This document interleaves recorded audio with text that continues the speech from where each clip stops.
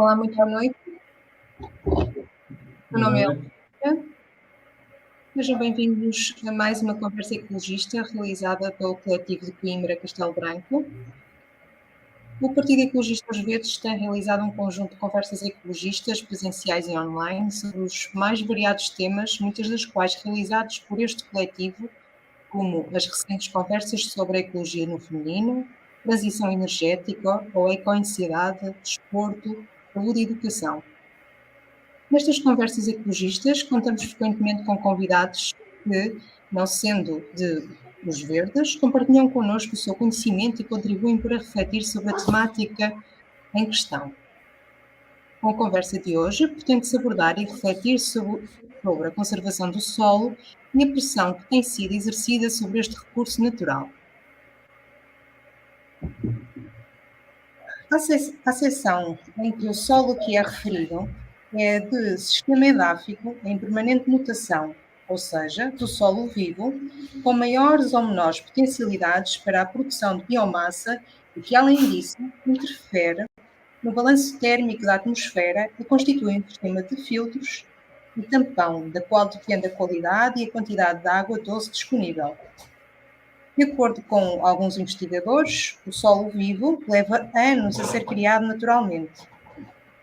Segundo Ário de Azevedo, os valores mais baixos que têm sido apresentados são na ordem dos 0,025 milímetros por ano e os mais altos na ordem de 1 milímetro por ano, o que permite considerar que este recurso como não renovável, desde que considerado à escala da vida humana. Considerando casos específicos de condições mediterrâneas, no qual diz respeito à formação de humus, a fase de destruição é predominantemente relativa à da renovação. Este facto deve-se à atividade microbiana que compõe o humus ser interrompida apenas durante 2 ou 3 meses do período de repouso estival, quando a temperatura do ar é superior a 25 graus. Apesar dos graves condicionamentos a que o solo está sujeito, este tem sido objeto de destruição em todo o mundo, quer pela edificação, quer por práticas culturais incorretas que aceleram a sua perda por erosão, pela redução dos seus índices de fertilidade ou por contaminação. Segundo o Conselho da Europa, atualmente no mundo, perderam-se já 25% dos solos cultivados, entre os quais cerca de 1.000 hectares por ano são destruídos pela edificação. Deste modo, a Carta Europeia dos Solos, publicada pelo Conselho da Europa em 1972, encarou este recurso como um bem raro, sensível e dificilmente renovável e declarou a proteção de solos arável como um objetivo prioritário de planeamento a todos os níveis, desde o rural ao urbano. Olhando para o caso português, a natureza do solo varia muito ao longo do país, mas de um modo geral, os solos com elevada capacidade de produção de biomassa são escassos, dos quais os mais notáveis são os barros do Complexo Vulcânico de Lisboa-Mafra e os barros de Beja, os solos das aluviões localizadas nas zonas adjacentes das linhas de água e as areias úmidas que, por ação do homem, podem ser grandemente melhoradas. A maior parte dos solos situados nas vertentes e nos cabeços são solos delgados e pedregosos, pouco férteis e altamente suscetíveis à erosão, com perda da sua fração fina, independentemente de serem provenientes de xistos e de outras origens geológicas.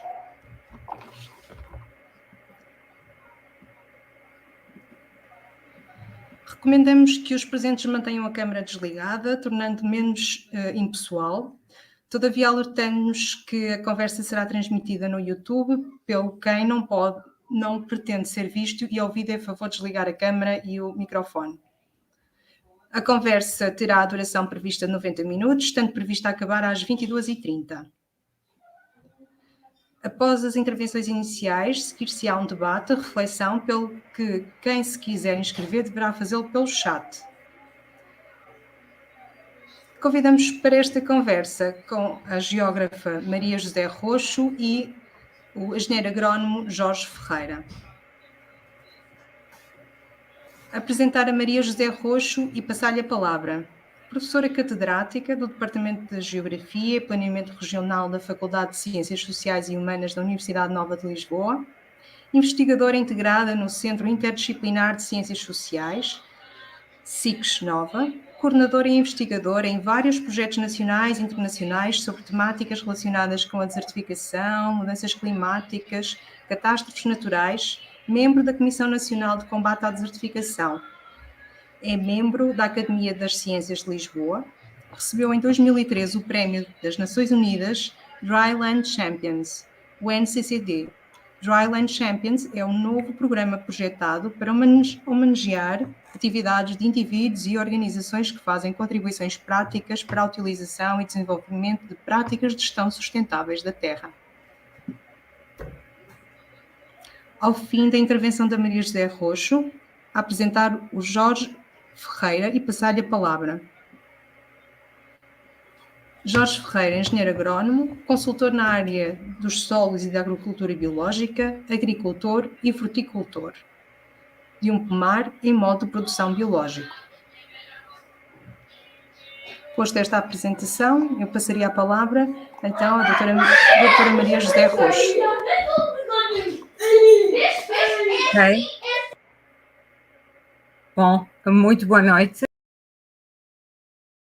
É sempre um gosto participar nestas conversas, de maneira a poder divulgar aquilo que tem sido o trabalho que tenho feito. Vou partilhar, então, aquilo que preparei para apresentar hoje, que é, sobretudo, imagens, de maneira a poder nos situar naquilo que é importante sobre estas temáticas. Gostava de saber se já estão a ver, se está tudo bem. Vou colocar em modo apresentação. Tudo bem? Sim, sim. Tá, muito bem. Bom, então, eu escolhi precisamente este título, que é O Sol é um Filho de um Deus Menor, uma vez que só agora em 2023 é que se vai tentar, do ponto de vista legal, em termos da União Europeia, que o Sol tenha um estatuto semelhante àquele que tem o ar ou que tem a água, em função da implicação social e económica e nos ecossistemas que este recurso natural tem. E a imagem que eu vos apresento é precisamente uma imagem sobre a degradação intensa, na margem esquerda do Guadiana, mais precisamente no concelho de Serpa, e que tem a ver com a implementação no terreno de uma política agrícola que foi ou que tem dado subsídio à criação de gado bovino numa área do país que não tem sequer capacidade de carga para alimentar gado ovino e gado caprino. Portanto, o que nós temos aqui é um elevadíssimo estado de degradação e é dentro desse contexto que eu vos vou mostrar aquilo que tem sido este trabalho em relação ao recurso solo. Lembrar um pouco aquilo que é o solo como um sistema aberto, demonstrar de antemão numa imagem um solo que ainda tem, por ser muito pouco profundo, mas que ainda tem uma camada, digamos que produtiva, mas que este horizonte, neste caso, já desapareceu em função das práticas agrícolas que têm sido utilizadas nesta região. Mas é importante pensar que o solo é uma função complexa e a sua criação depende de um clima, de organismos, de uma topografia, de uma rocha-mãe e também de tempo. Por isso, como dizia Alexandre há pouco, demora imenso tempo a ser formado, mas eu posso destruir solo muito rapidamente. Mas é importante termos. Isso quer dizer que há trocas de energia, que há trocas de matéria, e é nesse contexto que nós temos que pensar aquilo que é o recurso solo.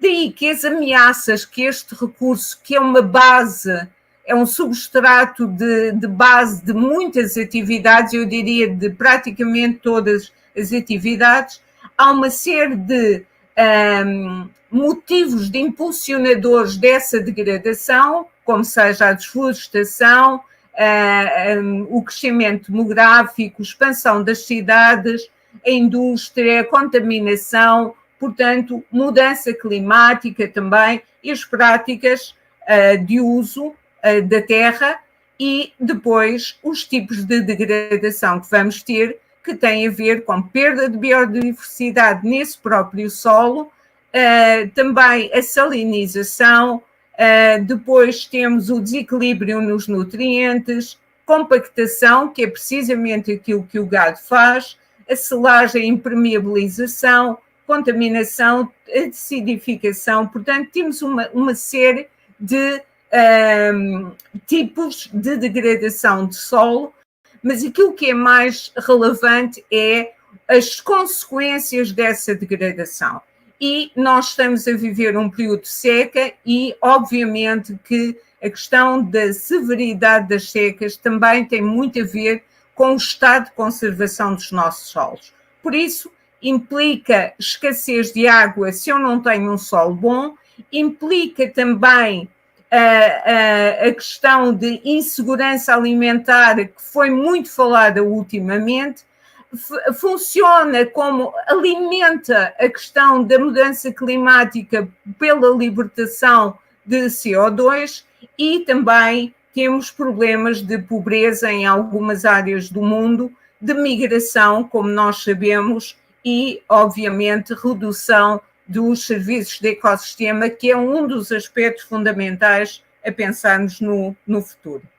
Isso porque o clima está a mudar. E a mudança climática é uma realidade, daí que nós sabemos que temos chuvas mais concentradas, temos também temperaturas extremas mais frequentes, temos períodos de seca de duração também mais extensa, temos estas secas que nos têm vindo a afetar bastante nos últimos 10 anos consecutivamente e as cheias e inundações, como foi os cenários dos últimos dias e os incêndios florestais. Mas, para quem não anda no campo, vamos ver o que é que acontece em termos de erosão hídrica. Quando eu tenho uma chuvada muitíssimo intensa, aquilo que acontece é o que estão a ver quando o terreno não tem nenhuma cobertura. Eu tenho uma toalha de água que está completamente a tapar tudo e depois tenho, obviamente, uma lavagem muito grande. Mas o interessante é ver o resultado. E o resultado é sucros que essa água explorou e também uma lavagem. Fica tudo lavado, vê-se imensos fragmentos rochosos e isso implica que todo este material foi posto em movimento. Então, esta erosão hídrica é importante quantificar. E nós quantificamos. E estas práticas agrícolas podem ser quantificadas, porque nós temos uma preciosidade do ponto de vista de património científico, que é o Centro Experimental de Erosão, que está no concelho de Mértola, que está a funcionar desde 1961 e que me permitem dizer-vos que, num evento, eu posso perder, se tiver vegetação, ou perdi naquele momento, se tiver vegetação natural, 186 quilos de sedimentos, ou seja, de solo que foi movimentado, mas que, se tiver um estival, perdi 1,7 toneladas, se tivesse cereal, perdi 4 toneladas, mas se eu tiver o solo lavrado de alto a baixo, perdi 12 toneladas. E agora quero que multipliquem pelo número de hectares que naquela altura podiam estar limpos, sem nenhuma vegetação, e podem pensar nos milhares de toneladas de sedimentos e, no fundo, solo, nutrientes, matéria orgânica que foram transportados. Mas se lavrar segundo as curvas de nível, que é uma prática de conservação de solo, eu diminuí muitíssimo este valor e passei para menos de metade. Portanto, estes valores, do ponto de vista experimental e o que temos estado a fazer, permitem chegar a essas conclusões. Uma imagem de uma seara que teve o azar de chover muito e, portanto, o agricultor ficou sem a seara nesse momento por erosão hídrica, e isso é uma realidade. A questão dos olivais intensivos, como vocês sabem, pela contaminação dos aquíferos e o mal que tem estado a fazer em termos de paisagem, em termos do Alentejo e de perturbação e de destruturação dos solos. A questão do gado, que eu vos falei, portanto, aqui uma boa imagem onde juntei duas situações trágicas, degradação dos solos e uma seca, em que este gado estava em condições péssimas, porque foi a pior seca que tivemos até hoje, a de 2003, 2005. Portanto, podem ver a aplicação de uma política agrícola num sítio errado. A questão dos incêndios e do gado, e depois a erosão que dá também. A limpeza dos matos, porque os agricultores acham que devem limpar os matos e, consequentemente, isso acontece rapidamente e é frequente, e veem que destrói e não protege o solo, o que leva, consequentemente, à degradação. E é esta a paisagem que nós temos em grande parte do país e no interior da margem esquerda do Guadiana. Isso leva à desertificação. A desertificação é isto, não é despovoamento, é um processo de degradação da paisagem, diminuição da produtividade dos ecossistemas, pobreza, e por isso as pessoas não têm recursos e migram, e é verdadeiramente um problema ambiental grave. E também temos que ter consciência que é um problema ambiental grave, porque implica segurança alimentar, porque implica menos resiliência que temos em relação à seca. Um exemplo concreto, fenómeno complexo, pouco mediático, não abre telejornais, difícil percepção, mas nós sabemos, e o engenheiro Jorge Ferreira vai focar nisso de certeza, sabemos que há formas de podermos combater. E passa muito por termos matéria orgânica nos solos. E os solos com um bom teor em matéria orgânica conseguem conservar água, ter nutrientes, é preciso sabermos incentivar ou acrescentar essa matéria orgânica aos solos. Então, no Centro de Erosão, temos estado a trabalhar na questão da matéria orgânica e sabemos que as pastagens têm e aumentam a matéria orgânica. O estival também tem um bom teor em matéria orgânica. As estivas foram consideradas das espécies mediterrânicas que mais armazenam dióxido de carbono, um elemento importante a ter em conta para quem é tanto contra a estiva. As azinheiras, a floresta da azinheira também, mas um terreno que cessou a agricultura há mais de 20 anos também tem um bom teor em matéria orgânica.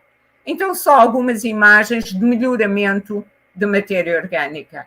Aqui, a rotação de culturas, uma termocilha para depois se envolver no solo e dar azoto e também melhorar a matéria orgânica, mas esta prática já se fazia na herdade de Valformoso em 1933. Portanto, é este que eu quero que vocês percebam. Muitas das coisas já se faziam. As pastagens biodiversas, que também melhoram o solo e a matéria orgânica. A reflorestação, quando é bem feita e quando não é feita com pinheiros, e dá para restaurar não só os habitats, mas também os solos. E os matos. Novamente, aqui temos uma polémica, que é as pessoas que são anti-mato. Não, os matos são importantíssimos, bem geridos, não provocam incêndios. Podem aumentar a possibilidade de expansão, mas têm que ser geridos. E essa é uma discussão que podemos ter. E depois as boas práticas que temos estado a fazer em Valformoso, que é precisamente lavrar segundo as curvas de nível. Daí que a herdade tenha resistido muito melhor a esta seca do que as herdades envolventes no concelho de Mértola. E deixar-vos o projeto Desert Adapt, que podem pesquisar na internet, onde fizemos um mapa de sensibilidade à desertificação e depois aquilo que tentamos é arranjar manchas com aromáticas, com outras plantas para controle da erosão e para melhoramento do solo. E isso é fundamental para aquilo que vem e que é o nosso futuro. Então, qual é o futuro na questão dos solos, quer do ponto de vista social, quer do ponto de vista legislativo?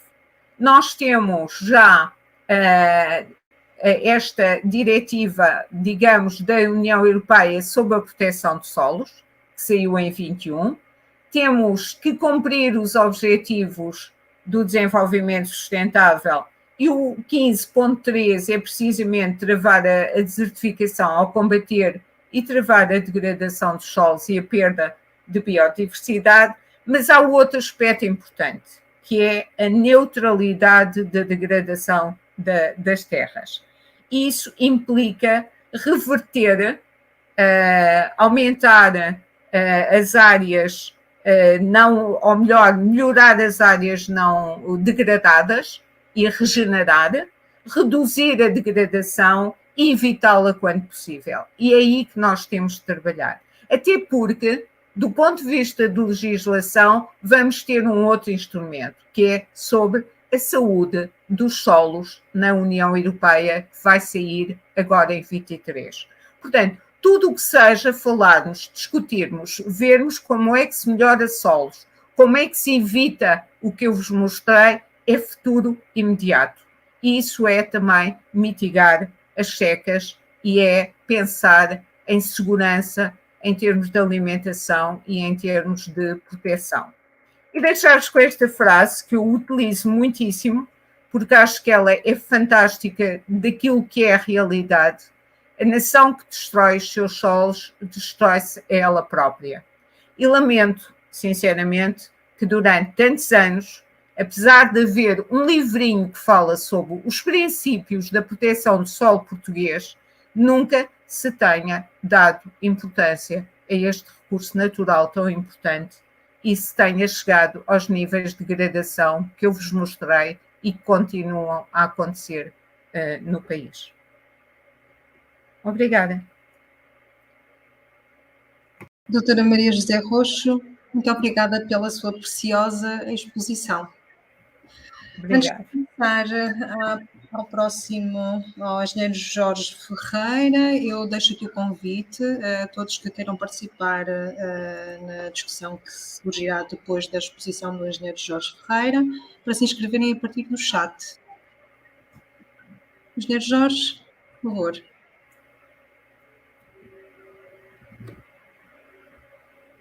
Não estamos a ouvir. Vai ter que ligar o seu microfone.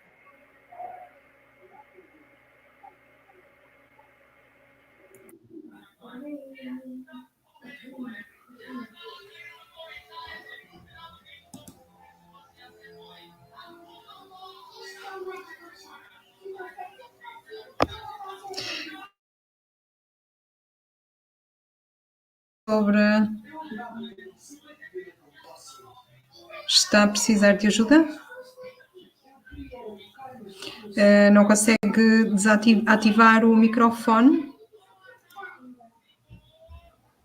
Engenheiro Jorge, consegue fazê-lo com a barra de espaços, carregando na barra de espaços ou com a tecla M?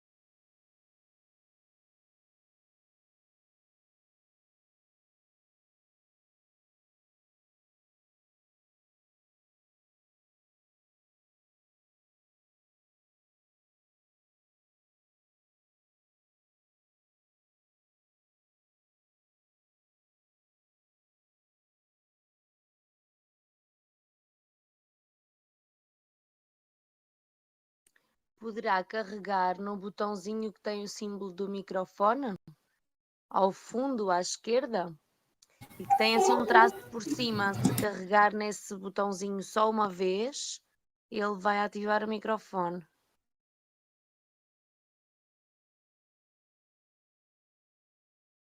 Com o rato. Só talvez seja mais fácil, não sei.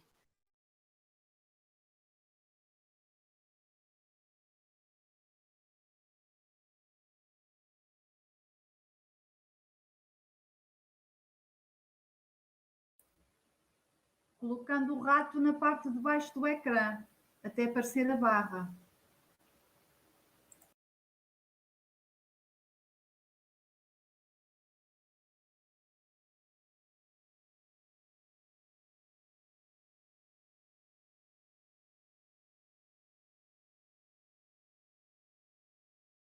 Através da lista de participantes também dá para pedir para a pessoa aceitar para abrir o microfone. Eu estava a tentar fazer isso. Não sei depois como é que surge o pedido do outro lado.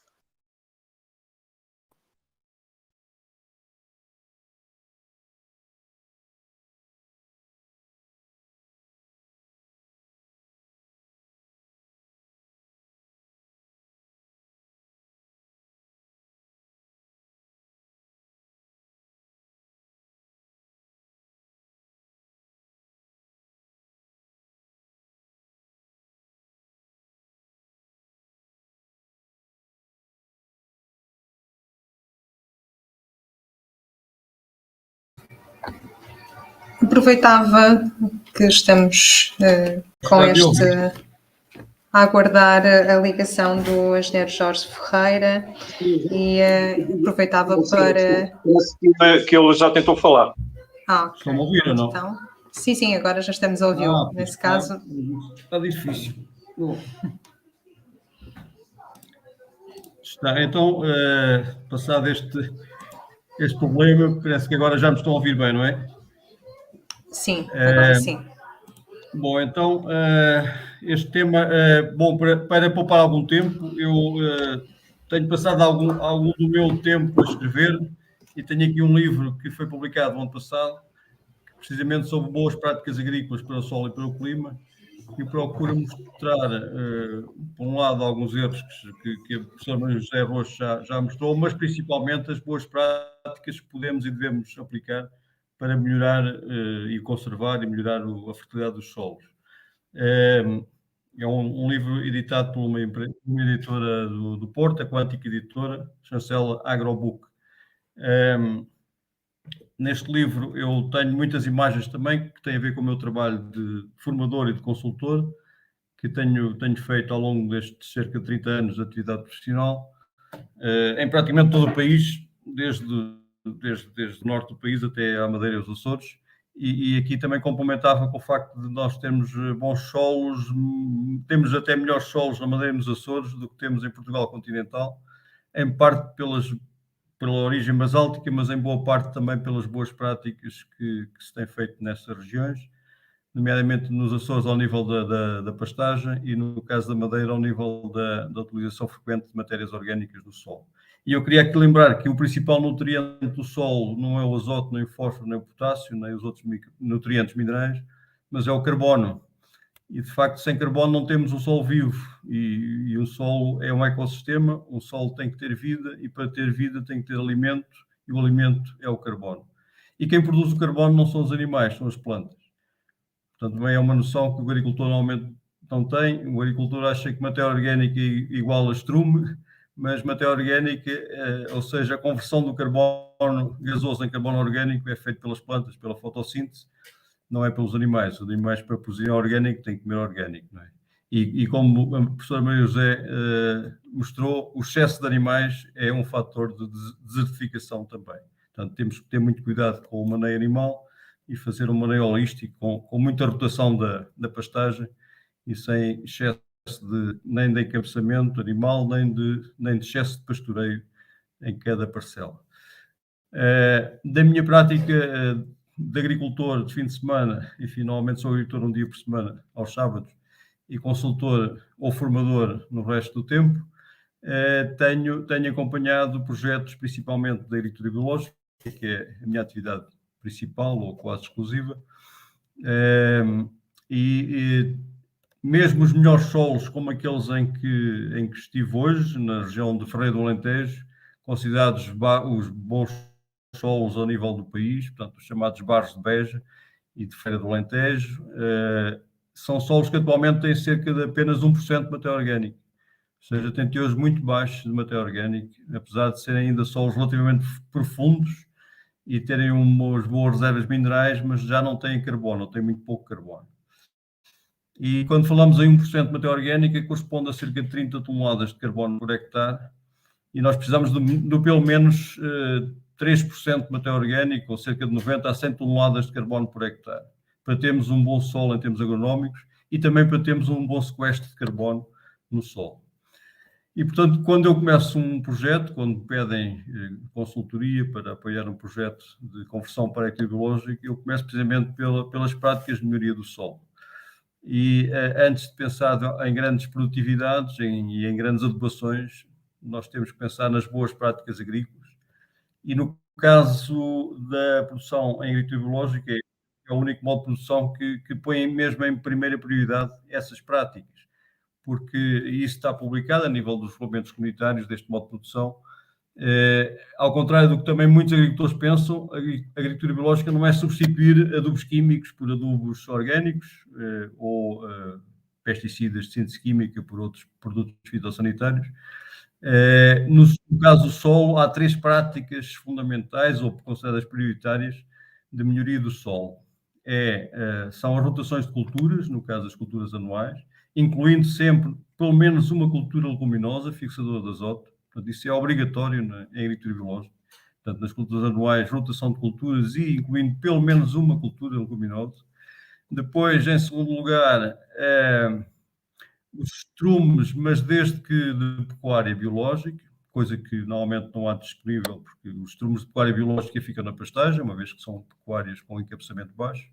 E, em terceiro lugar, mas muitas vezes é a prática mais execuível, é as chamadas culturas de cobertura, ou adubações verdes, ou sidrações, ou chamadas cover crops, como os ingleses dizem, que se podem fazer e devem fazer sempre nas entrelinhas das culturas, no caso das culturas permanentes, como os olivais mais ou menos intensivos, as vinhas, os amendoais, tudo isso, portanto, todo o terreno, ou pelo menos a entrelinha, deve ser cultivada ou deve ser mantida coberta com vegetação. Portanto, e essa vegetação deve ter várias funções.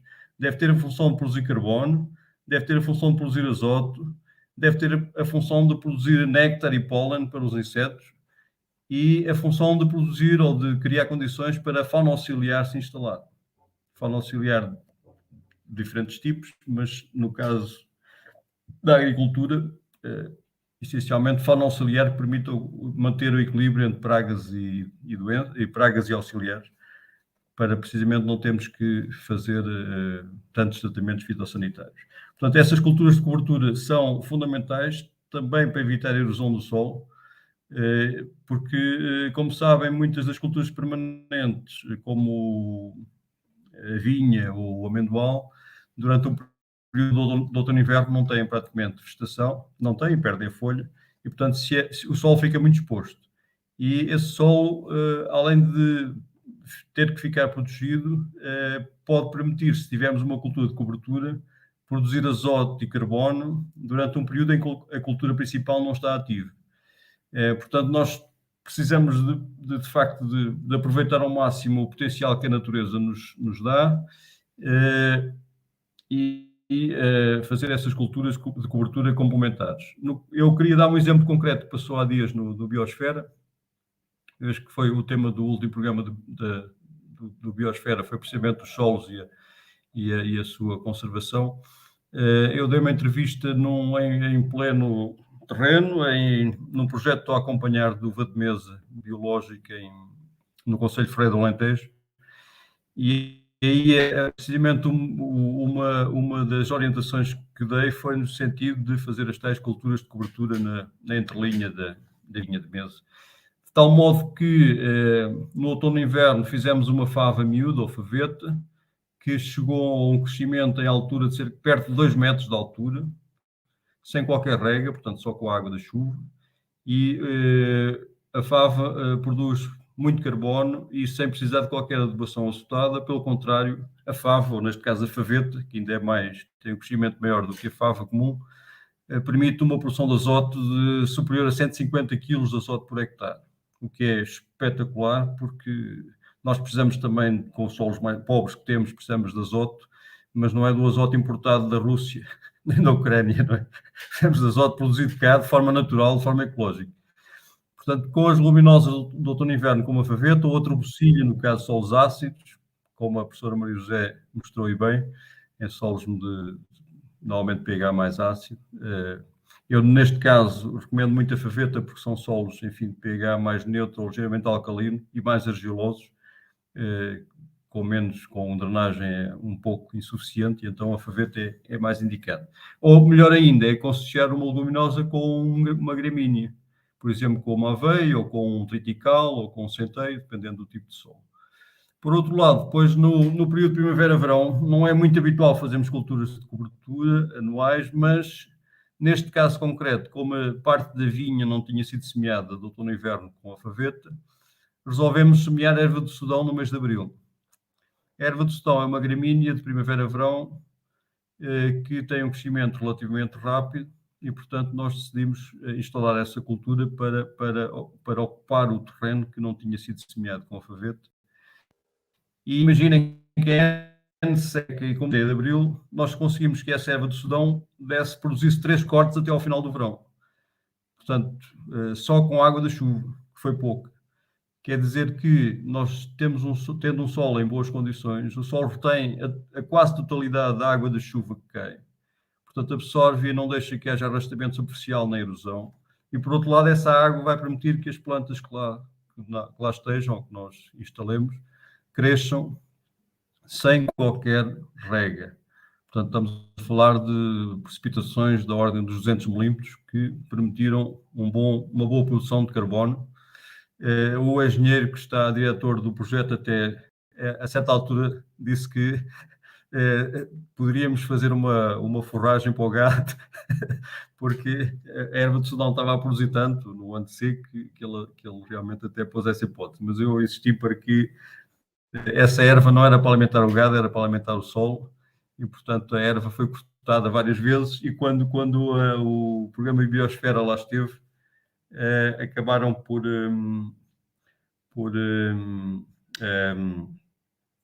filmar já um empalhamento, digamos assim, o mulching vegetal que tinha sido formado com essa erva do Sudão. Portanto, nós criámos ali matéria orgânica no próprio local, sem ter que recorrer sequer a estrumes de animais. Em todo o caso, a estrumação eu também recomendo no início, e neste projeto da uva de mesa biológica, que se situa no concelho de Fredo do Alentejo, como eu disse, mais provavelmente junto à aldeia de Alfundão, nós fizemos uma estrumação inicial para potenciar, enfim, melhorar as propriedades do solo e potenciar o crescimento depois quer da cultura, a videira, quer das culturas de cobertura. Mas já não precisamos praticamente de estrumes. A manutenção orgânica, digamos assim, do solo é feita precisamente com as tais culturas de cobertura, com as cover crops, e juntando culturas para a produção de carbono e culturas para a produção de azoto. Portanto, dessa forma, nós conseguimos uma boa gestão, uma boa proteção do azoto para nutrir a cultura principal. Portanto, isto são muito básicas e simples. As culturas de cobertura, como a tromocilha ou o tremoço, já eram feitas pelos romanos, portanto, há 2000 anos atrás. E a fava ainda é mais antiga como cultura de cobertura. Era feita pelos gregos, na Grécia Antiga.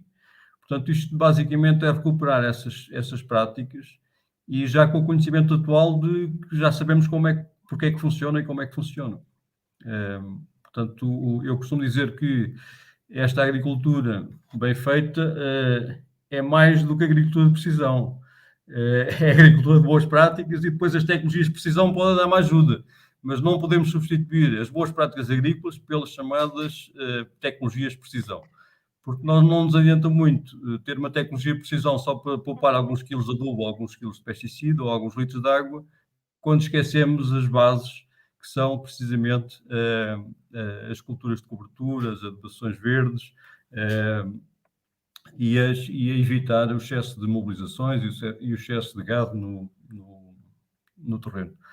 Desta forma, nós podemos conseguir, durante cerca de 10 anos, digamos, um aumento de pelo menos 1% de matéria orgânica, 1 ponto percentual, sem grandes aplicações de estrume. Eu consegui isso no meu pomar, no Ribatejo Norte, no concelho de Freire dos Ezes, só com uma estrumação inicial e depois com as culturas de cobertura permanente em todo o pomar.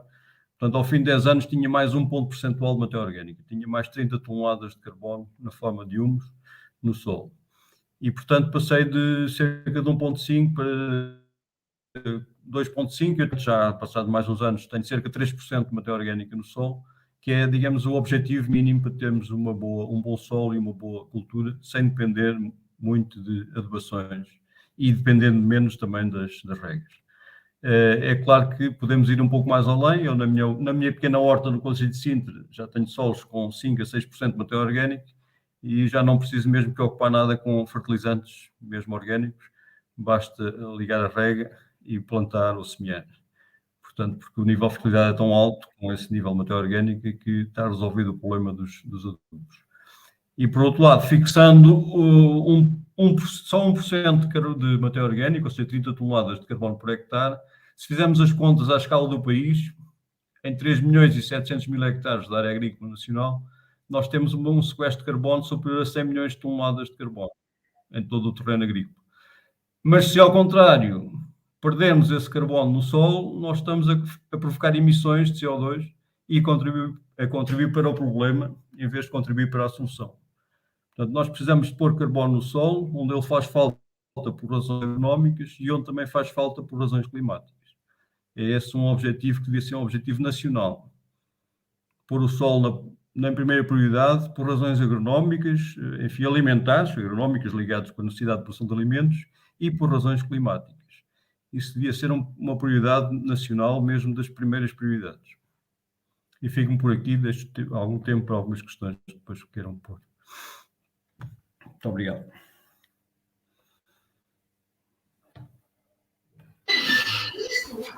Agradeço a sua exposição, engenheiro Jorge Ferreira. Eu então vou abrir a nossa sessão bate-papo.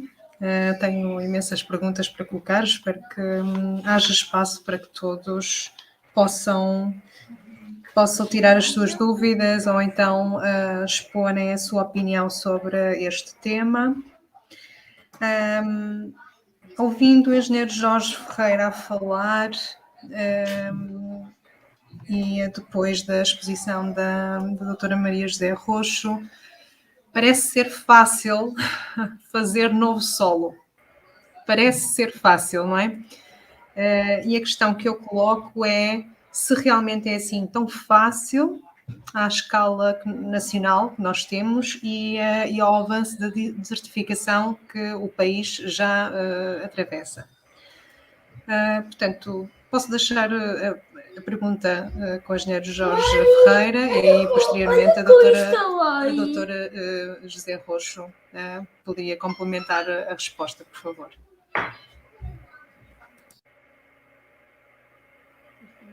Bom, fácil não é. Eu disse que para aumentar 1 ponto percentual é preciso cerca de 10 anos, sem ter que recorrer a muitas quantidades de estrume. Agora, é preciso realmente começar quanto antes, porque senão perdemos o solo.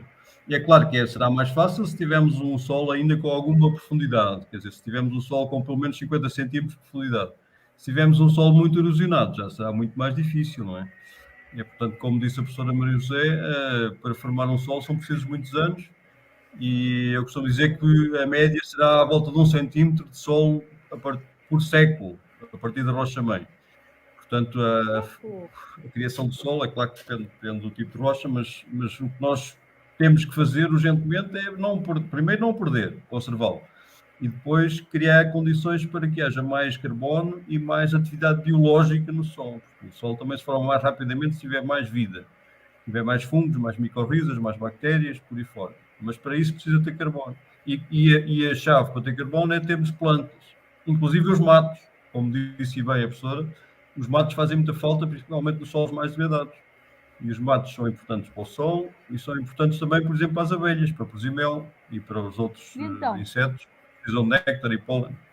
Portanto, nós não podemos encarar o mato como combustível de incêndio. Isso é um erro tremendo. Além disso, nós temos espécies de mato que são luminosas, como as giestas, o tojo, que são fixadoras de azoto. Portanto, não é só o carbono, é também o azoto. Portanto, o mato faz falta e não é por acaso que ele lá está. E ainda bem que temos as estevas que conseguem crescer em terrenos muito pobres, porque senão ainda seria pior, ficámos só com roços. Isso mesmo, concordo inteiramente. A verdade é tão simples quanto isto. Nós, em relação a Portugal, temos um território com 67% do território é suscetível à desertificação. E isto é um aspecto importante. Quer dizer que eu tenho associado fatores climáticos como a aridez e tenho associado fatores como a utilização dos solos que me faz com que o território tenha este grau de suscetibilidade. Ora, o que é que acontece? Temos que colocar a equação desta maneira. É muito mais barato, é muito mais fácil remediarmos e tentarmos não degradar do que recuperar terrenos degradados.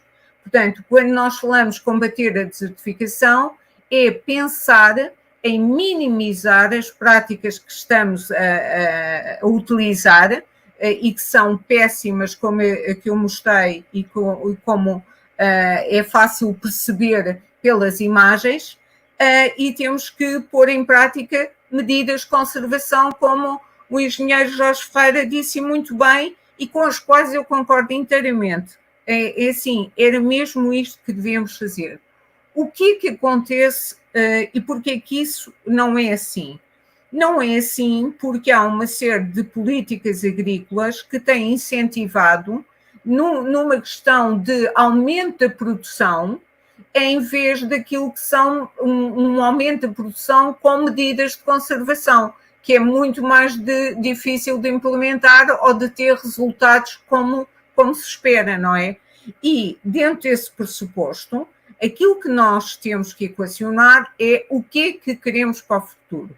E o futuro implica que Portugal tenha uma estratégia concreta no que diz respeito à utilização dos seus solos, e falo na Reserva Agrícola Nacional, que está a ser todos os dias a ter atentados contra os melhores solos, e que parece uma questão tabu, mas é uma realidade, tem a ver com segurança alimentar também, e isso implica que temos que ter atenção e a sociedade tem que entender o que é o recurso solo. E tem que entender que o recurso solo depende de como é utilizado, porque tem este problema, não é um recurso renovável.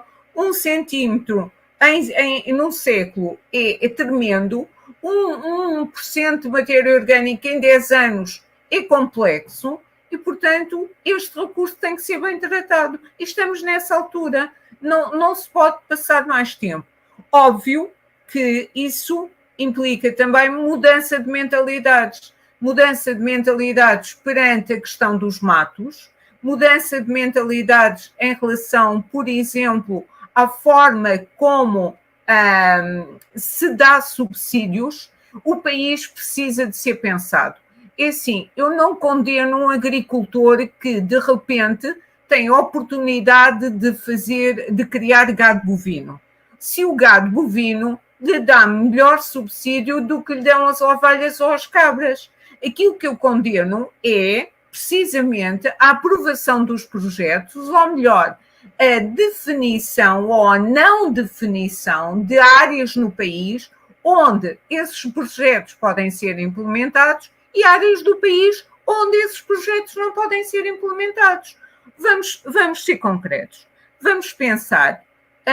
Tenho uma serra de Serpa ou serra de Mértola que não pode ter gado bovino. Então, não se aprovam projetos de gado bovino. Sabemos as consequências. Estão no campo, são visíveis. Os políticos que venham ao campo, que eu mostre o que está a acontecer. Agora, o que é que eu posso fazer? Então, se não posso criar gado bovino, aquelas pessoas têm que ter rendimentos, as pessoas têm que viver no território. Então, por que não criarmos o tão designado serviços de ecossistema? Vamos preservar os matos, vamos preservar o montado. O montado está arruinado com a criação de gado bovino.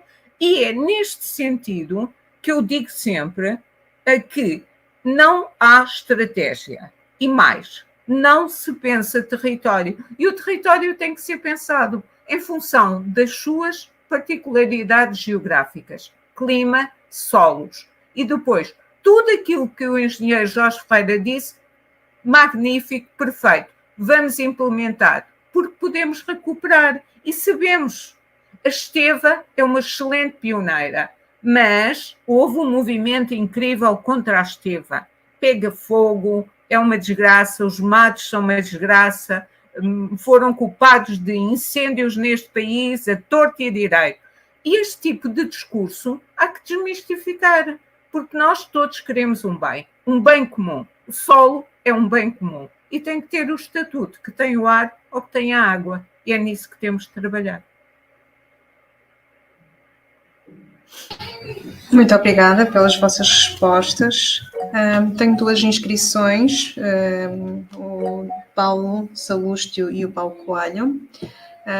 Eu iria pedir então ao Paulo Salústio que se manifestasse com as suas questões e de seguida o Paulo Coelho.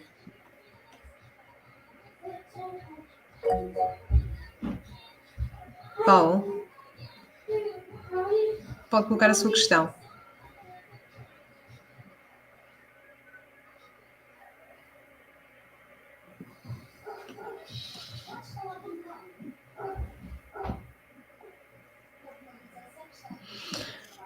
Bem, temos mais dois pedidos de intervenção, um pedido de intervenção do Fernando Sá e um pedido de intervenção da Ana Sofia.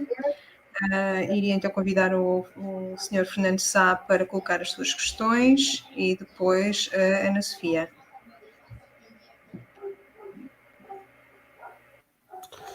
Boa noite a todos.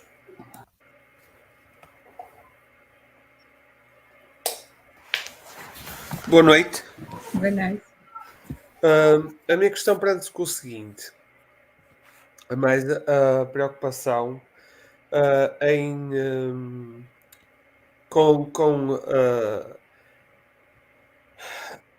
esta lei que está a ser feita para se limpar matas e os terrenos por causa dos matos,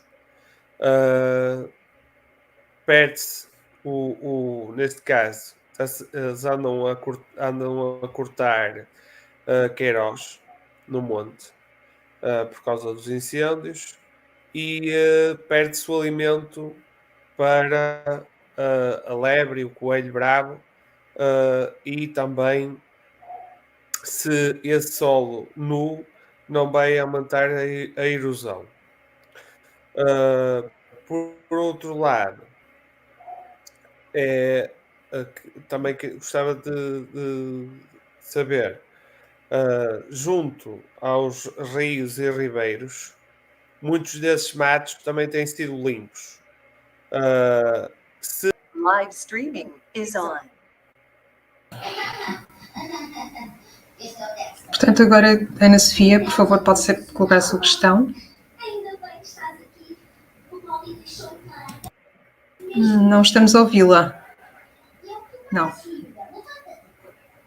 É uma parceira no missão, ok? É suposto estarmos a conhecer-nos, mas é praticamente selvagem. A sério? Sempre não faz? Agora vem. Senta. Eu acho que o Paulo Salústio já está disponível com o microfone. Paulo, quer colocar a sua questão? Há bocadinho não conseguiu colocar.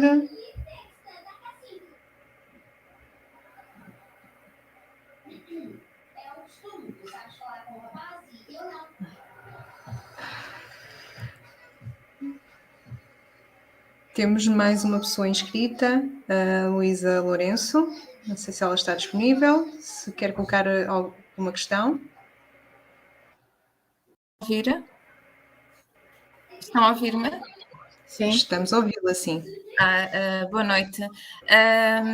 Pronto, eu só gostaria de fazer um comentário, porque de facto, pronto, concordo com tudo o que os oradores disseram, são tudo preocupações que eu também sinto.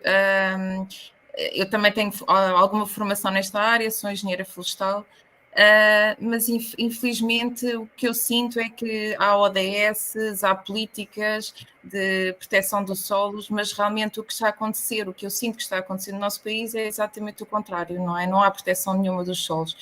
Eu, por exemplo, custa-me imenso cada vez mais ir ao Alentejo, porque os olivais estão todos transformados em olivais intensivos e superintensivos, com as consequências que isso tem.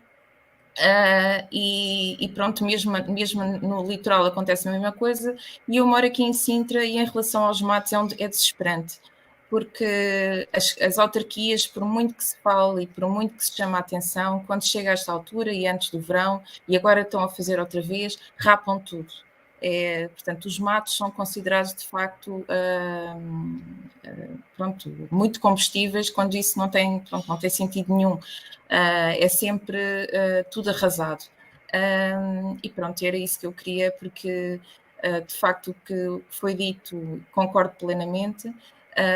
São preocupações que eu também sinto já há muitos anos. Aliás, quando eu estava a estudar, que já foi há 20 e tal anos, já se falava da questão dos solos e da importância de preservar os solos, e parece que estamos sempre a caminhar no sentido contrário. E, portanto, é mesmo urgente mudarmos de políticas. Agora, não é isso que está a acontecer, e basta ver o que é que está a acontecer no Alentejo. Portanto, é só isso.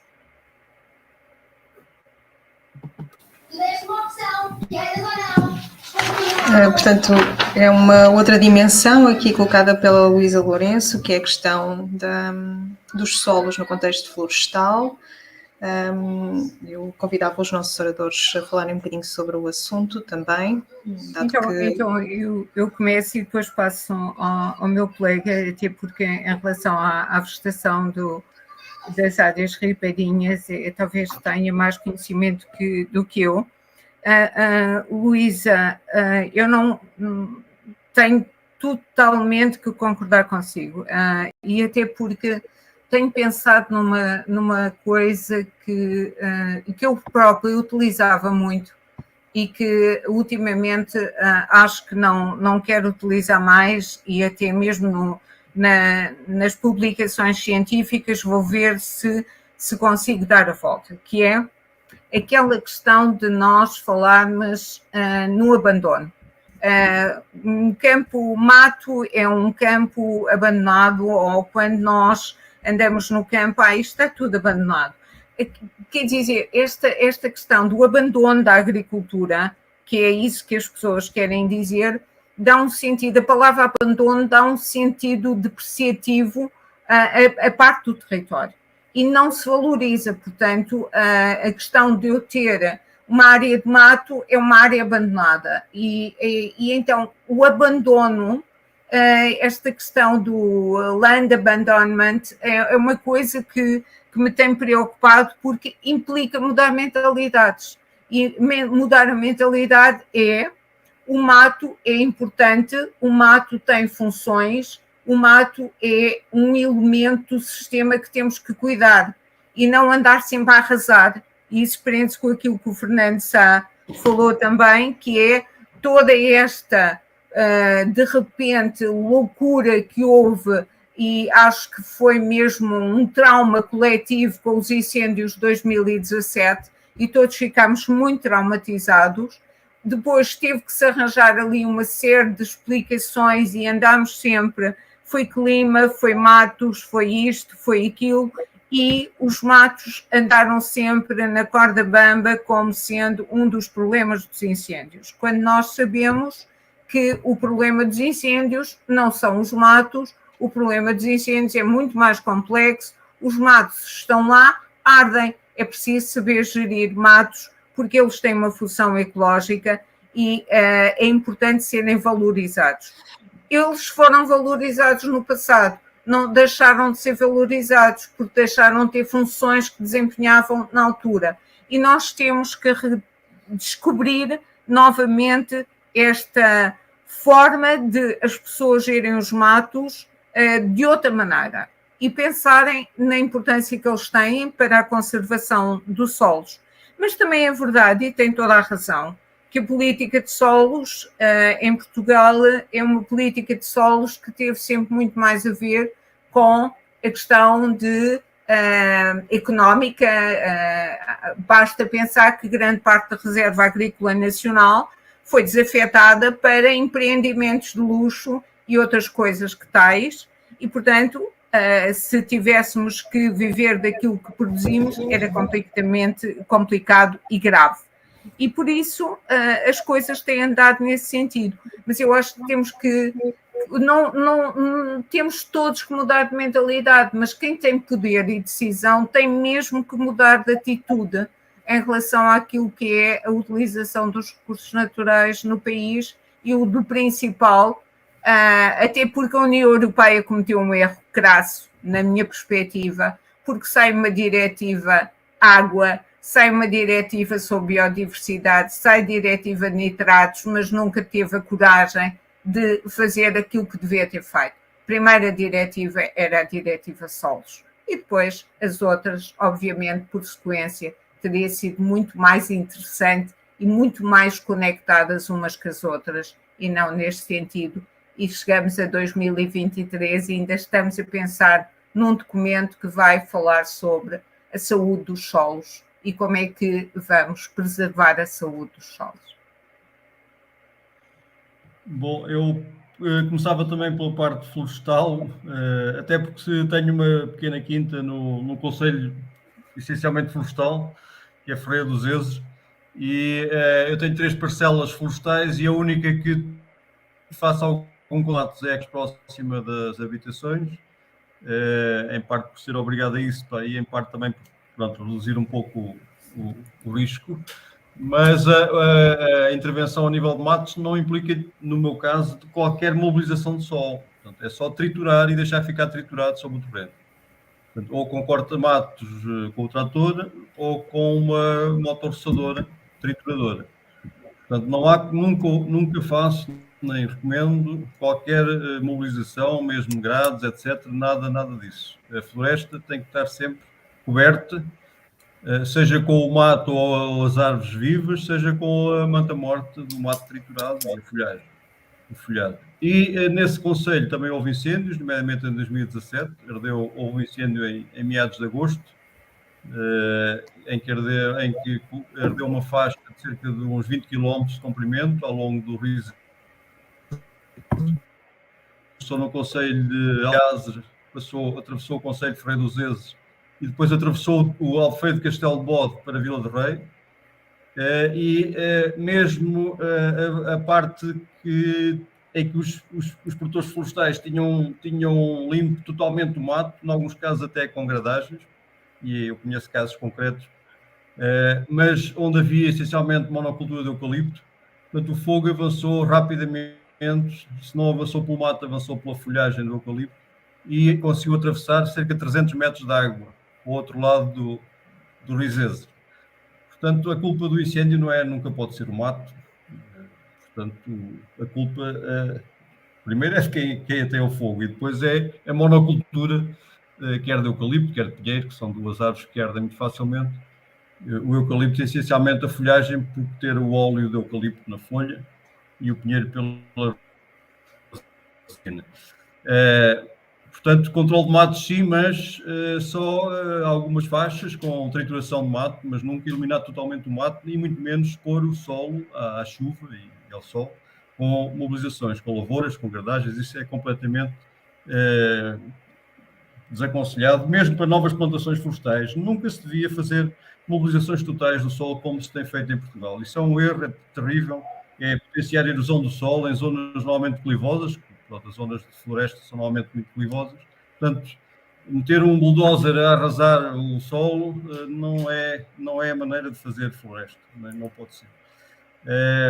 Por outro lado, por falar em máquinas a arrasar o solo, No Alentejo, infelizmente, isso acontece muito, na instalação das tais culturas superintensivas, e muitas vezes a própria vegetação ripícola, portanto a vegetação das linhas de água, é muitas vezes eliminada, total ou parcialmente. Isso é outro erro que se tem feito e, infelizmente, no âmbito de projetos agrícolas, com financiamento.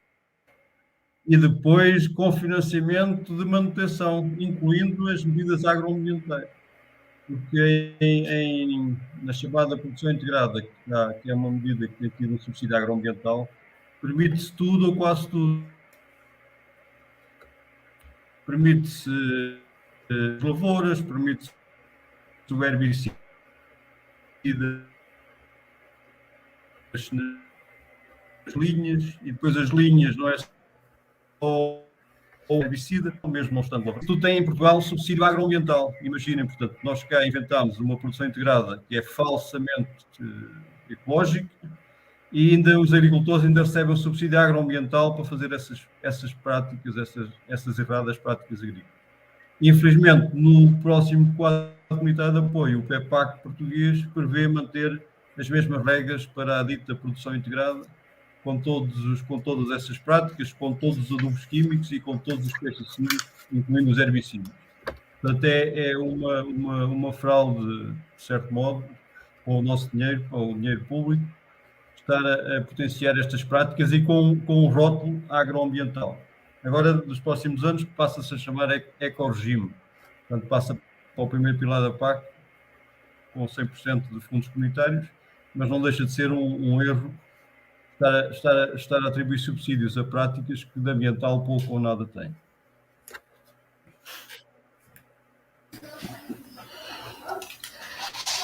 Passaria agora à última questão com o Paulo Salústio. Eu não sei se estão-me a ouvir agora. Sim, agora estamos a ouvi-lo perfeitamente. Ok, foi.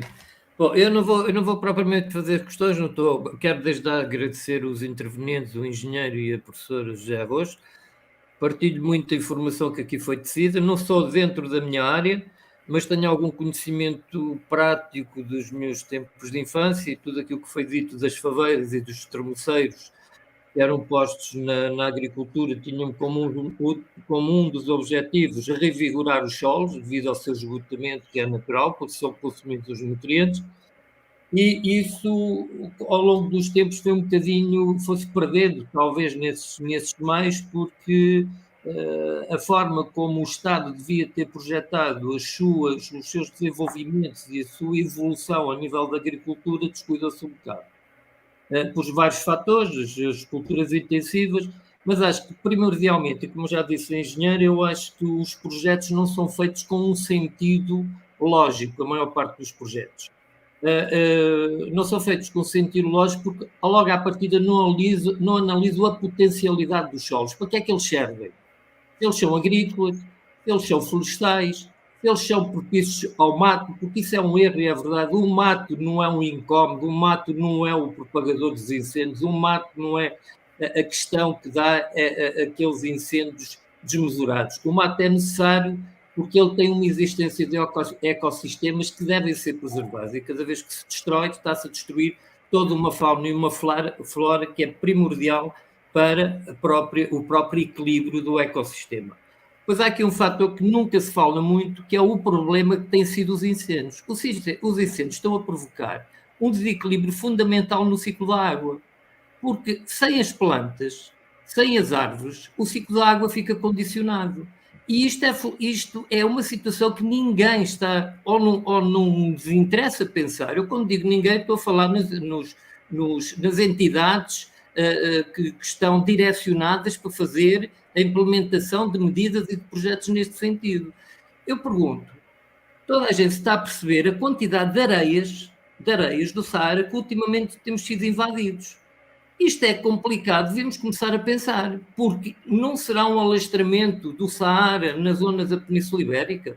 Nós estamos a fazer algum projeto para irrigação sistemática do Alentejo e do Algarve? Nós temos uma zona costeira que podíamos estar a pensar fazer a desanalização para irrigar, porque a água é fundamental, além do carbono e do azoto, a água também é fundamental, porque sem água não há nada. Sem água não há existência absolutamente nenhuma. A vida não funciona sem água. E por isso há uma série de situações que deviam ser pensadas, deviam ser estruturadas, deviam ser implementadas a nível das freguesias, dos municípios, para que realmente se começasse a tirar o maior proveito dos solos, porque eles precisam descansar não só em relação às agriculturas, eles precisam descansar em relação ao pastoreio, os solos precisam descansar para se revigorarem novamente.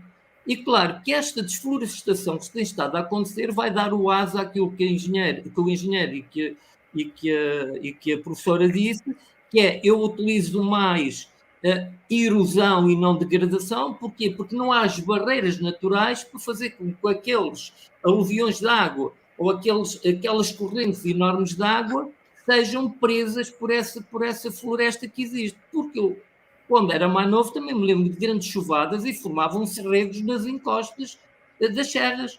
Só que os pinheiros e as giestes e as mimosas e os tojos e os azuros e aquilo que seja e as pedras muitas vezes dificultavam essa situação. Tudo isso foi devastado praticamente.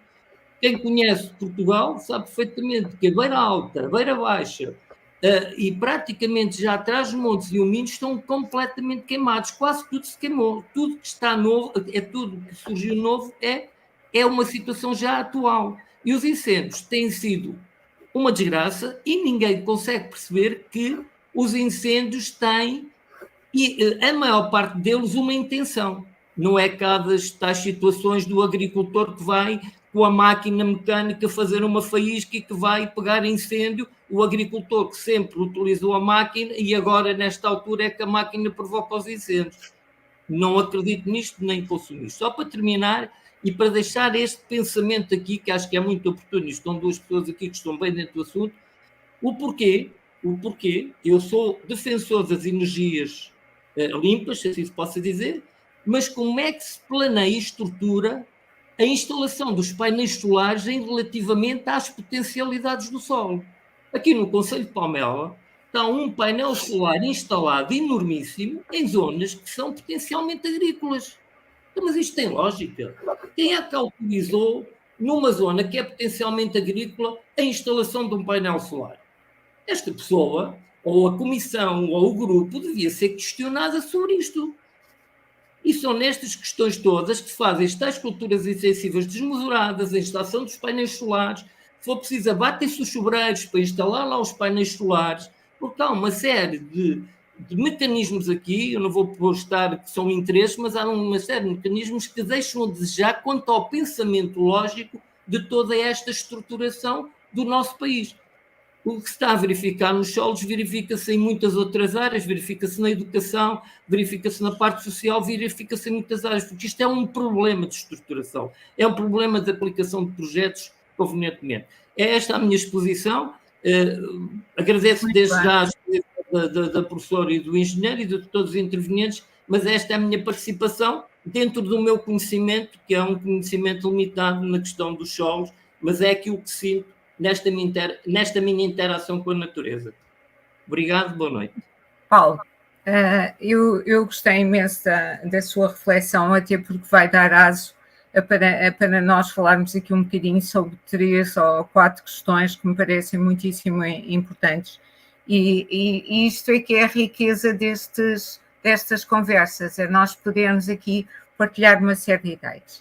Então, a primeira ideia importante que eu queria deixar era: não fique preocupado, o deserto do Saara não vem aí. Aquilo que tem vindo é poeiras, como tem acontecido em muitas outras situações, não tanto com a intensidade como agora, mas era usual.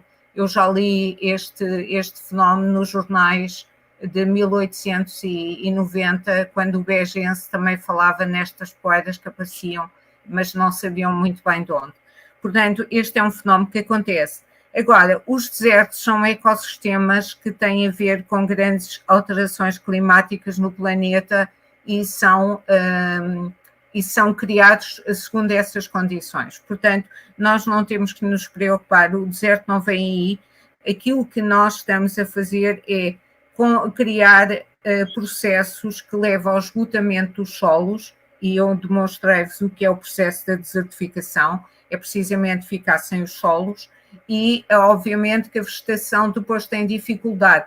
Mas também confesso que tenho sido muitíssimo bem, eu diria, surpreendida pela natureza, porque há sítios onde isto não vai dar absolutamente nada nos próximos tempos. E quando lá volto, passado uns anos, está lindíssimo. Portanto, a natureza tem uma capacidade de regeneração imensa e isso é uma vantagem.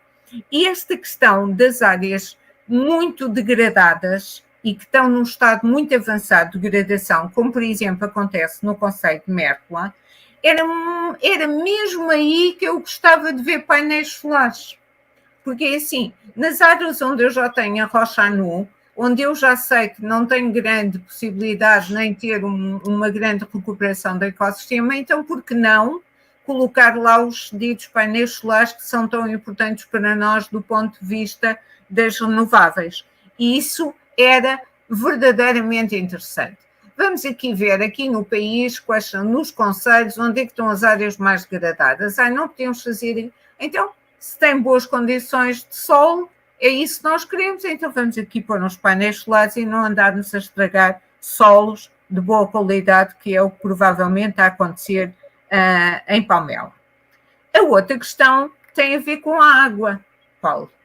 E esta questão tem sido muito, muito falada, porque falamos muito na questão da escassez da água. E aqui nós temos que pensar, primeiro, que temos 200 e tal barragens neste país e que temos uma diferenciação climática grande no sul-norte, norte-sul, com litoral interior, mas aquilo que acontece e que nós temos que pensar é: queremos esta água para fazer irrigação de quê? Com que objetivo? Ou seja, isto é uma água de irrigação para a agroindústria, como está a acontecer no litoral alentejano, como está a acontecer no Alentejo, como falava há pouco a Luísa, e tudo o resto. O que é que nós queremos fazer com essa água? Regar os abacates no Algarve? O que é que queremos fazer com essa água? Porque há aqui um problema também estrutural, mas estrutural grave, que é, nós temos estas barragens todas, tivemos uma seca severa e não houve nenhum movimento de limpeza das albufeiras para termos muito mais capacidade de armazenamento desta chuva milagrosa que chegou agora e causou inundações, cheias, e não houve capacidade para reter. Isso é que é triste. Então, vamos novamente, e acho que é isso que falta, é estratégia e pensar sistemicamente. Então, vamos ver, queremos mais água, sim senhora, para fazer o quê? Temos solos, como é que vamos protegê-los, como é que vamos equacionar toda esta questão? Isso implica pensar e ter estratégia. E este país não tem estratégia. Eu digo isto claramente. Não vejo estratégia do ponto de vista do que diz respeito à utilização do solo e utilização da água. Por último, a questão dos incêndios. É óbvio que é um flagelo. Nós sabemos que não sabemos muito bem o que é que está por trás dos incêndios. Os incêndios são o fenómeno mais estudado em Portugal. Tem a maior quantidade de cartas de risco de incêndio por todo o país. E todos os anos é isto que acontece. Portanto, há aqui, novamente, um problema estrutural grave que tem que ser equacionado. Quais são as consequências? Tal e qual aquilo que o Paulo disse. E mais grave ainda, é que toda esta aguinha que caiu agora, e fantástica, só fez uma coisa. Foi lavar as encostas e levar tudo para dentro das barragens, que já estavam assoreadas e agora ainda ficaram com muito mais. Quer dizer que aquilo que vamos armazenar para o futuro é cada vez menos, porque não houve o discernimento de, numa seca severa, onde foi notícia as pontes, as aldeias que apareciam, as coisas que apareciam, e não houve ninguém que dissesse: estamos no momento de limpar, retirar para aumentar armazenamento. A questão da água é tão simples quanto isto. Melhorar solos é melhorar água subterrânea, é melhorar o conteúdo de água para nós. É evidente. Do outro aspecto importante, reflorestação bem feita. Reflorestação não é plantar árvorezinhas, é recriar o ecossistema e é não mobilizar o solo, como disse o engenheiro Jorge Ferreira. É fazer as coisas bem feitas. Fazer as coisas bem feitas leva tempo. Muito bem, vamos continuar neste dilema. Ou fazemos bem, ou então é melhor estar quieto. Mas é preciso coragem política. E essa é a questão. É coragem política. E até agora não temos tido coragem política para fazer mudanças, porque ao fim de 4 anos há votos. E esses votos pagam-se. Consequentemente, aquilo que não se pensa é em bem comum. E há um momento em que temos que pensar em bem comum. E esse momento é agora, porque nós estamos a ter mudança climática e estamos a ter os nossos solos cada vez mais estragados e mais. A pergunta que estava no chat sobre a nossa produção de cereais. Nós não temos clima nem solos para produzir grandes quantidades de cereais. Mas a nossa capacidade, e já passo ao engenheiro Jorge Ferreira, que sabe mais destas coisas que eu, as áreas onde nós produzimos cereal agora estão a produzir azeite. Portanto, houve aqui um shift. Agora é azeite. E não aprendemos nada com a monocultura de cereais e agora estamos a fazer uma monocultura de olival. Portanto, é a nossa sina. Mas passo ao engenheiro. Ok, obrigado pela explicação. Na sequência do tema dos cereais, os poucos solos que tinham sobrado das plantações de olivais superintensivos agora estão a ser ocupados por amendoais também do mesmo tipo. Portanto, agora a grande plantação que está em curso é essencialmente amendoal, no Alentejo e não só, também na beira interior. E imagine-se, estão a gastar mais ou menos a mesma quantidade de água no amendoal que tradicionalmente até era de sequeiro, como se gasta a produzir laranjas. Ou seja, da maneira como está a ser instalado esse amendoal, com tantas árvores por hectare, cerca de 2.000, e com aquela armação do terreno em grandes camalhões altos e com muita herbicida nas linhas, com o terreno muito exposto ao sol, com muita evaporação da água, muita escorrência da água da chuva, acabam por ter que gastar muitíssimo mais água na rega do que deveriam. Portanto, não faz qualquer sentido gastar 7.000 metros cúbicos de água por hectare no amendoal, que é aquilo que se está a gastar atualmente no Alentejo. Praticamente o dobro do que se gasta no olival superintensivo, imagine-se. O olival superintensivo já é bastante gastador, mas ainda se consegue produzir bastante azeitona, gastando à volta de 3.000 metros cúbicos de água por hectare, nesses olivais mais intensivos. Mas no amendoal ainda foram mais longe, quer dizer, estão a gastar o dobro da água numa cultura que poderia ser feita com muito menos água. Portanto, já não, de facto, temos já muito poucos solos disponíveis com boas condições para fazer cereais e, de facto, não conseguimos o objetivo que a nossa Ministra da Agricultura aponta, não é viável no curto prazo, a não ser que se comece a cultivar cereal no meio dos olivais e no meio dos amendoais. talvez seja uma hipótese a considerar. Portanto, é isto. Isto realmente precisava de um planeamento a sério, tendo em conta as qualidades que temos, o tipo de sol que temos e as condições climáticas para se fazer bem feito. Não pode ser como está a ser feito, um bocado ad hoc e com fundos públicos muito mal aplicados. Mas depois vêm os lobbies, nomeadamente de algumas confederações agrícolas, principalmente a CAP, que pressiona sempre no sentido só da produtividade e põe sempre a economia muito em cima da ecologia, não é? E a economia sem ecologia não tem viabilidade futura, não tem sustentabilidade e esgotam os recursos, que é mais grave. Depois, a questão da água, onde é que devemos armazenar água? Se, tanto quanto possível, devemos armazená-la no solo e no subsolo.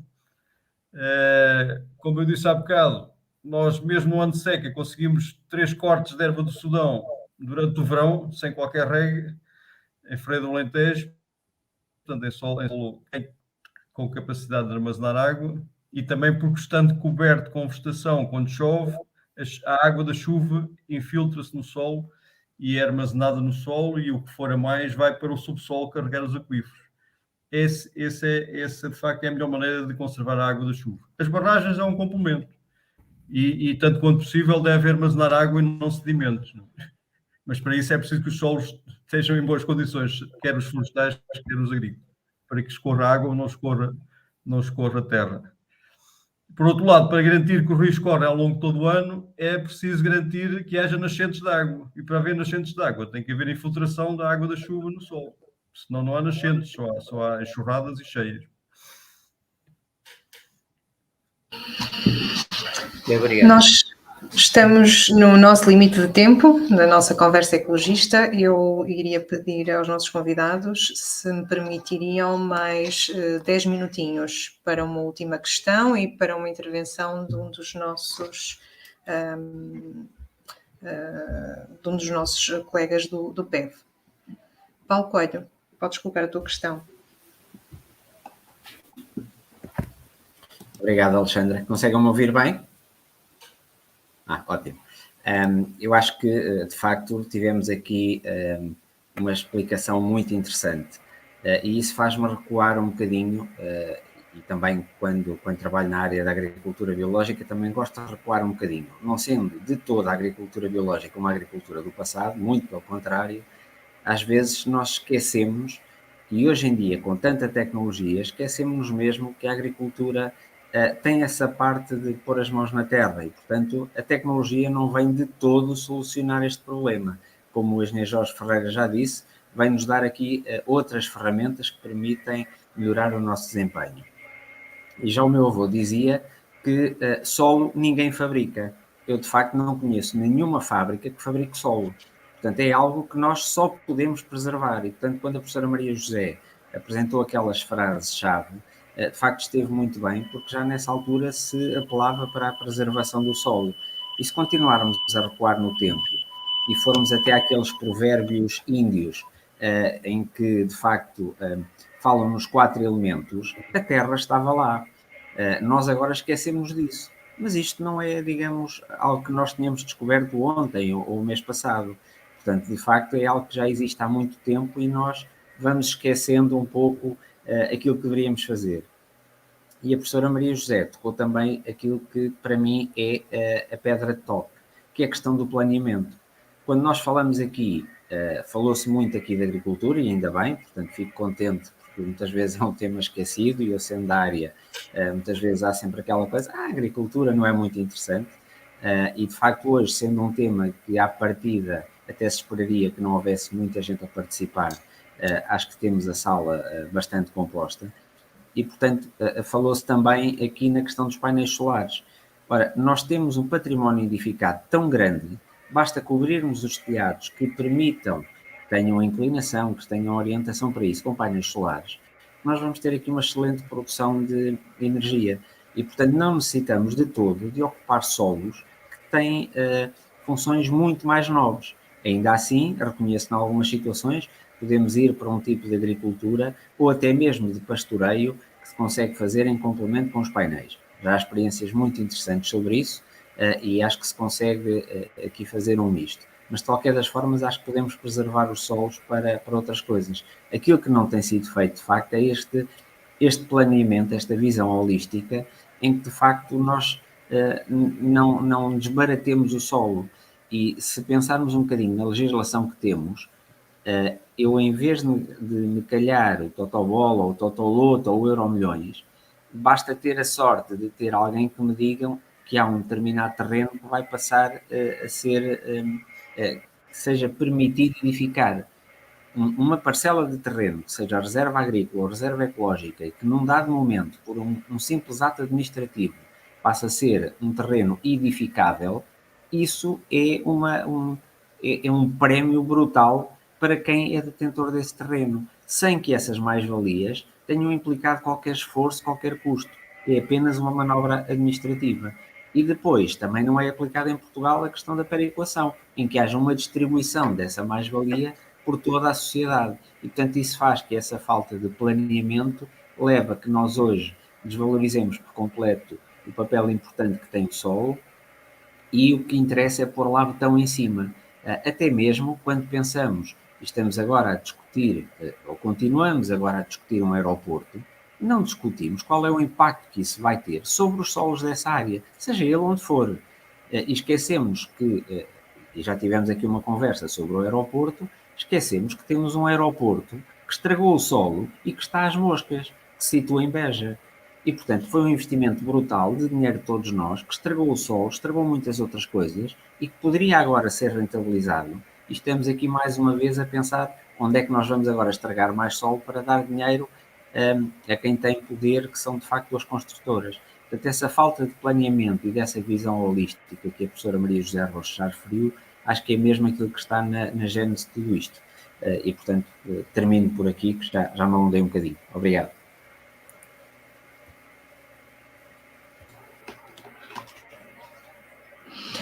Portanto, antes de terminar, gostaria de passar a palavra ao membro da executiva do PEV, Miguel Martins, para um agradecimento aos convidados e referir em 5 minutos a intervenção do PEV sobre os solos. Já agora, obrigado, Alexandra. Eu não sei se, enquanto o Paulo levantou aqui algo mais, quer a professora Maria José Rocha. Não, só dizer que concordo inteiramente com o Paulo. O Paulo falou muito bem, é tudo isso, está cheio de razão, é mesmo isso, concordamos inteiramente.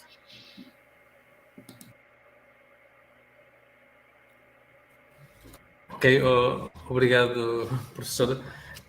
Eu desde já, em nome também da Direção dos Verdes, queria agradecer quer à professora Maria José Rocha, quer também ao engenheiro Jorge Ferreira, e também a participação de todos nesta conversa, porque, e aliás, com o vosso contributo vieram enriquecer aqui o nosso conhecimento sobre um recurso que é o solo, como diz a professora, é filho de um Deus menor. Ou seja, até mesmo do ponto de vista da intervenção das políticas públicas. O solo é um recurso escasso e, como tal, deve ser preservado. É com base é a base da biodiversidade e dos ecossistemas, da nossa alimentação, da nossa saúde e da nossa vida. Mesmo quando falamos em políticas mais setoriais, como, por exemplo, ao nível do ambiente, o solo e a sua preservação é relegado normalmente com um papel secundário ou terciário. Basta ver, por exemplo, os estudos de impacto ambiental que omitem sucessivamente o solo enquanto elemento vivo que é necessário preservar e nesse sentido, omitem também a adoção de medidas essenciais para atuar e minimizar os impactos sobre o solo. Os verdes veem com grande preocupação a exploração mineira de lítio, que irá degradar o solo, que é um recurso essencial. Por exemplo, no caso das populações de Monte Alegre e Covas de Barroso, que são consideradas, inclusive, património agrícola mundial, pelo que os verdes têm se pronunciado negativamente quanto ao projeto, quer no Parlamento, quer até no âmbito da participação do estudo de impacto ambiental. E era importante também aqui foi de certa forma abordado pelo Paulo, a importância da agricultura familiar, que é uma agricultura de forma mais extensiva e a própria agropecuária, que acaba por ser mais compatível com aquilo que é a preservação do recurso, neste caso o recurso solo.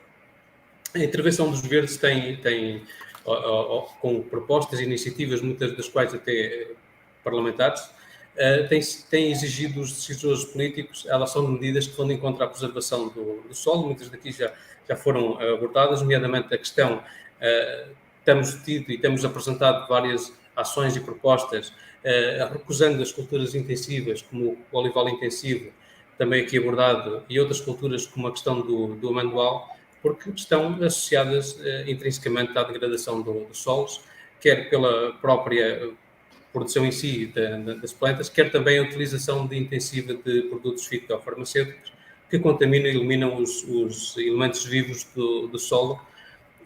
Pois e para além disso, também outra coisa que o Paulo acabou por falar há pouco, que é o facto de cada vez mais este tipo de culturas intensivas ocuparem terrenos que eram destinados, que são terrenos bastante produtivos e que deviam ser destinados a culturas agrícolas anuais. Por outro lado também, a intervenção dos verdes também tem pautado pela oposição às monoculturas florestais, nomeadamente a monocultura do eucalipto, que conduzem à degradação do solo e ao próprio desequilíbrio e déficit de nutrientes e pelo próprio consumo de água, mas também está associado diretamente à questão dos incêndios que levam a uma desflorestação forçada que contribui também para a erosão do solo. Os verdes têm exigido não só travar a expansão das monoculturas do eucalipto, mas também rearborizar adequadamente, e conforme aqui também já foi referido, com espécies endógenas adaptadas ao território e também utilizando técnicas que sejam ambientalmente adequadas. No mesmo sentido, e tendo em conta que os incêndios são uma realidade e agravados com as alterações climáticas, os verdes têm proposto muitas medidas, nomeadamente no sentido de medidas que estejam preparadas para o pós-incêndio, nomeadamente atuar ao nível da erosão dos solos. Passam, por exemplo, por criar barreiras com o próprio material lenhoso, que era fundamental. Por exemplo, não é necessário recuar aos incêndios de 2017, basta, por exemplo, recuar 3 meses em que os incêndios que ocorreram no Parque Natural da Serra da Estrela, estamos a falar de uma área protegida, em que arderam cerca de 30 mil hectares, dos quais 22 mil foram no Parque Natural. 3 meses depois ainda não existem qualquer tipo de medidas no sentido de preservar o solo face à sua erosão. Os verdes também, e quando está em discussão aqui o Orçamento de Estado para 2023, os verdes constatam a ausência de medidas de conservação da natureza e proteção dos ecossistemas, não havendo nenhuma medida para a reflorestação, para o arranque de eucaliptos de crescimento espontâneo e rápido, nem tampouco para a proteção de solos das áreas ardidas, que este ano ultrapassou os 110 mil hectares. Uma nota também ao nível do ordenamento do território, que é para a importância de políticas de ordenamento do território que têm de ser mais incisivas na preservação e gestão do solo, de contenção neste caso, e para a necessidade de travar projetos que constituem grandes atentados à conservação do solo e da biodiversidade, como são os projetos de pepino, que nós estamos opostos, e também, como aqui foi abordado neste debate, a questão dos painéis solares. E mesmo para terminar, para além de agradecer mais uma vez à professora Maria José Roxo, ao engenheiro Jorge Ferreira e a todos os participantes, queria só salientar que o ambiente de hoje é o nosso pão da amanhã e que o solo é estratégico e faz parte também da nossa soberania alimentar. Muito obrigado.